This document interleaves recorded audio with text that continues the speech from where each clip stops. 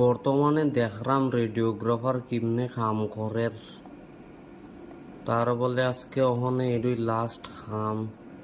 তুমি খুব মনোযোগ সহকারে দেখলাম দাদা কিভাবে কাম করে।